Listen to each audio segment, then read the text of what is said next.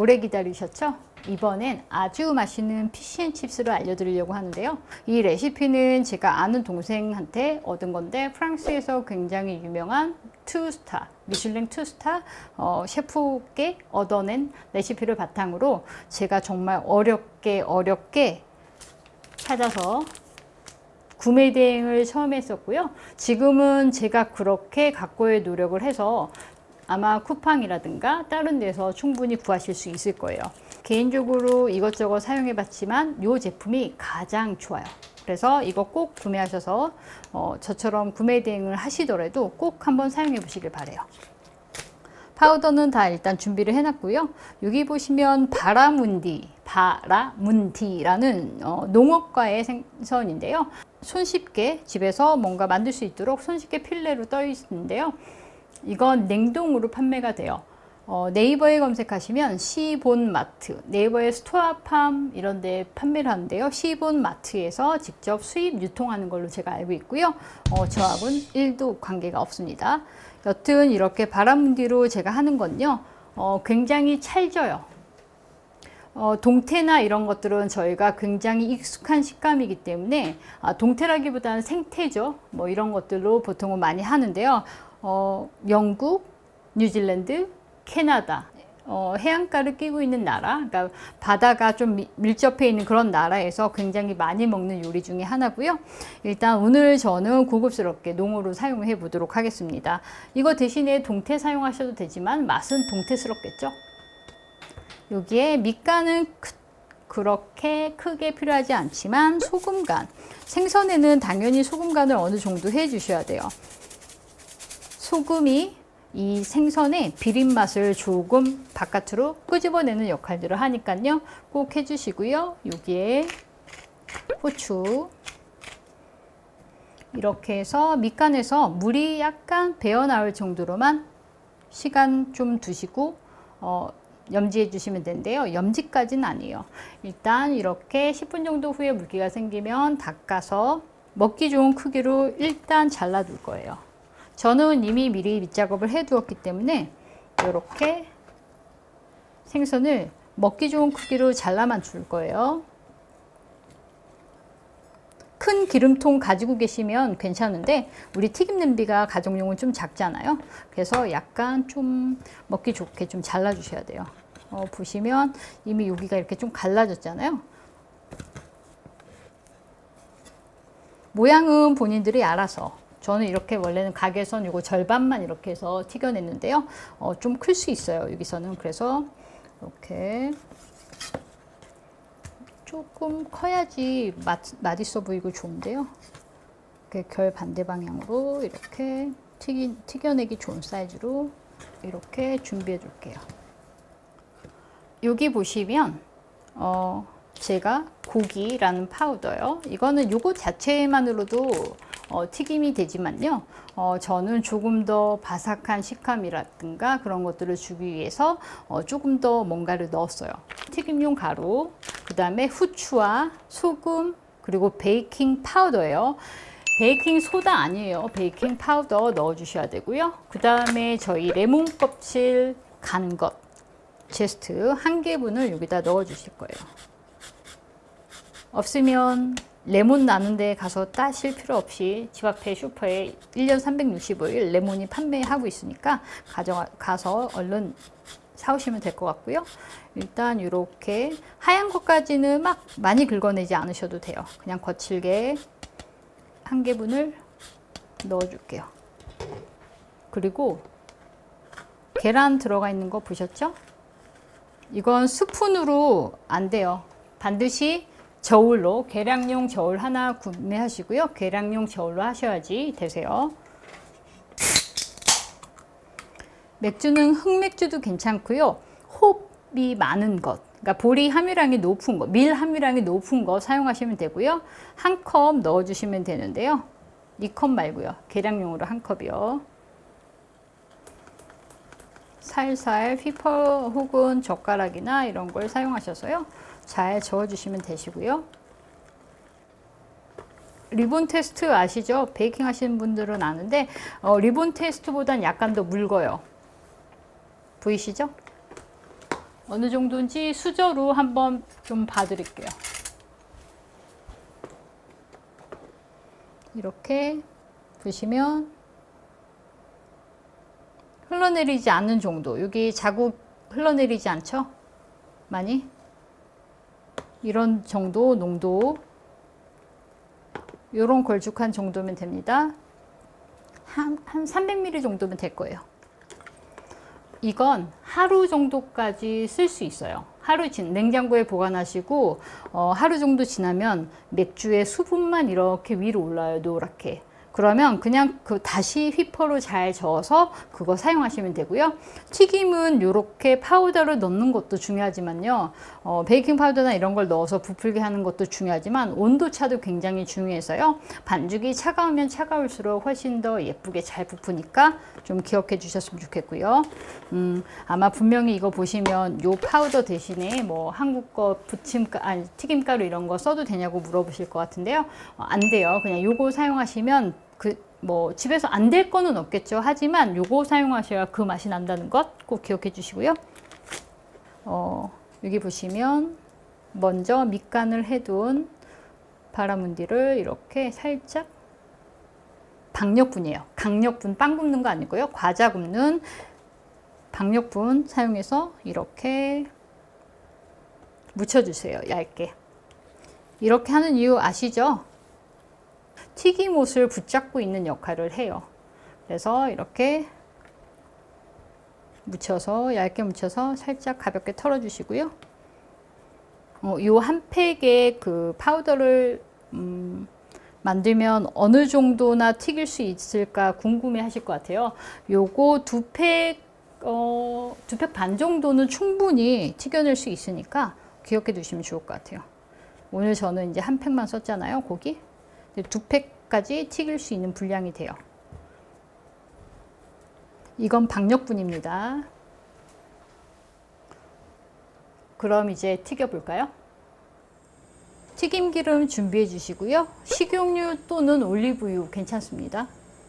일단 온도는 아시죠? 젓가락을 지금 오늘은 저희가 쇠에 망을 넣어서 젓가락을 타고 올라오진 않는데요. 온도가 어느 정도 됐어요. 나무젓가락을 이렇게 넣으시면 기포 올라오는 거 보이시죠? 이제 튀김 온도가 160도 이상이 됐으니까 한번 튀겨보도록 할 건데요. 불이 좀 세면 살짝 줄여서 온도를 유지해 주셔야 돼요. 하지만 너무 줄이시면 안 돼요.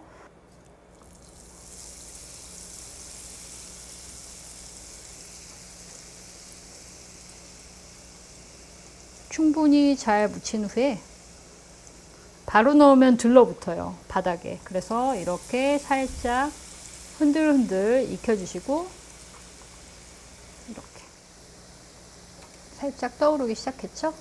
익기 시작하는 거고요. 조금 더 기다려 주셔야 돼요. 한꺼번에 너무 많은 고기를 생선을 튀기려고 하시면 온도가 확 내려가서 눌러붙을 수 있으니까 적당히, 아시죠? 욕심 부리시면 안 돼요. 튀기는 건 육안으로 계속 테스트 하셔야 돼요. 너무 갈색빛이 돌지 않을 때까지 그래도 노릇노릇 익어야 되는 거 아시죠? 그래야지 먹기도 좋고요. 맛도 더 있으니까. 이 정도면 된 것 같아요. 노릇노릇.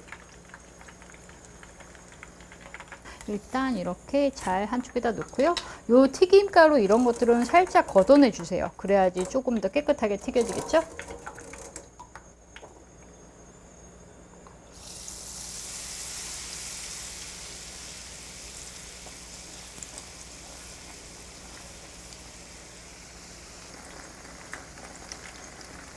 방금 전처럼 흔들흔들 한 다음에 어느 정도 표면이 익으면 떨어뜨려 주세요. 그래야지 바닥에 들러붙지 않아요. 기름통 자체가 용량이 엄청 작기 때문에 자칫 잘못하면 바닥에 눌러붙어서 망치기 쉽거든요. 꼭 기억해 주셔야 해요. 그리고 이렇게 한번 뒤집어서 조금 이렇게 잡아 주셔야 돼요. 안 그러면 겉면 한 면만 탈 수 있거든요. 이제 노릇노릇 잘 익었어요. 건져낼게요. 건져 넣을 때는 젓가락 떨어뜨릴 수 있으니까 이렇게 받쳐서요. 피쉬 앤 칩스. 칩스는 감자튀김을 얘기하는 거 아시죠?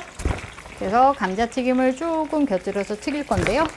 그냥 감자튀김은 입에 맞는, 기호에 맞는 거 사서 쓰시면 되는데, 저 마켓컬리에서 이게 몇 그램, 400g짜리가 이렇게 팔더라고요. 화면 보시면 아시겠죠? 젓가락으로 살짝 이렇게 굴려봐도 바스락거리는 느낌이 나요. 그리고 화면에선 아까 전에 감자튀김이 거품 때문에 안 보였잖아요. 지금은 많이 떠오른 상태고요. 다 익은 거예요. 그리고 감자튀김은 보통 초벌로 한번 구워져서 나오기 때문에 한 5분 정도 익히면 될 것 같고요. 이제 거의 다 됐으니까 건져내도록 하겠습니다. 감자튀김은 집에서 만드는 것보다 사서 쓰는 게 훨씬 싸고 경제적이고 맛은 더 좋습니다. 감자튀김도 이렇게 완성이 됐고요. 이제 플레이팅을 살짝 해보도록 하겠습니다. 이제 한번 담아보도록 할 건데요. 저희 칩스 튀겨놓은 걸 살짝 곁들이고요.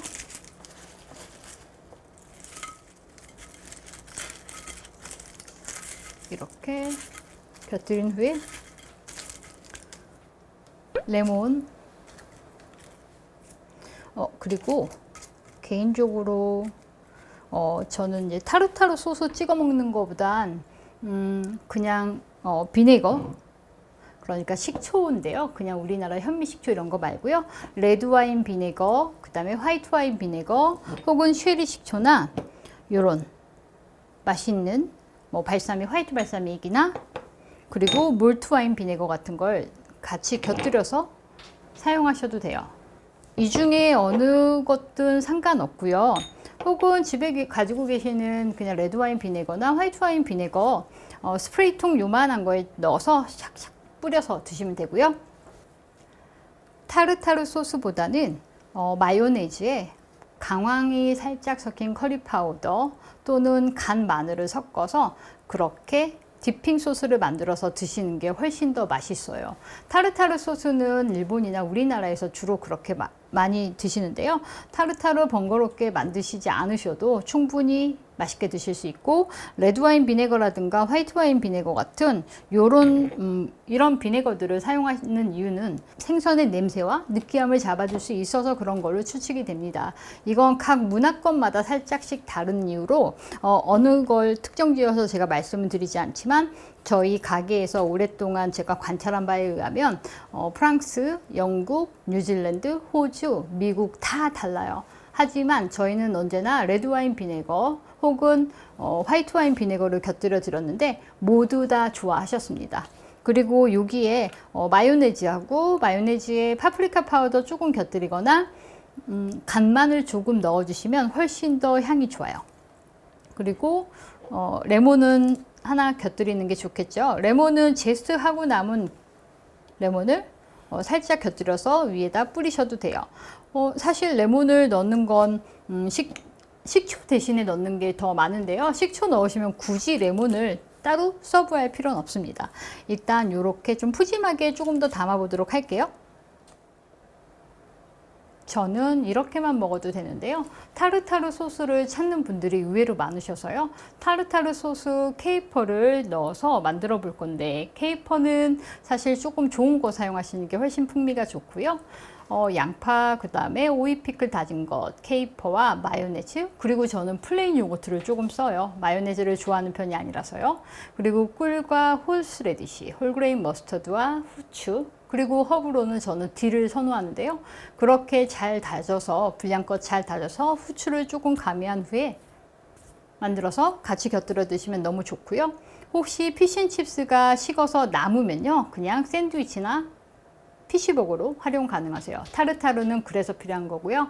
농도가 좀 묽게 나오면 계란 삶은 걸 다져서 넣어주시면 농도가 훨씬 걸쭉해지니까 햄버거 같은 거 만드실 땐 훨씬 더 좋겠죠. 오늘은 제가 간단한 저만의 그냥 피쉬앤칩스를 알려드렸지만, 여기에 오징어 먹물을 넣거나 반죽에요. 그리고 커리 파우더를 조금 넣거나 그러면 조금 더 별미인 피쉬앤칩스가 될 거라고 생각해요. 본인이 가지고 있는 색깔을 여기에 곁들이면 본인 레시피가 되는 거라는 거. 맛있게 많이 만들어 보세요. 늘 지켜봐 주셔서 감사하고요. 공유하기 말 안 해도 아시죠? 맛있게 만들어 드세요. 감사합니다.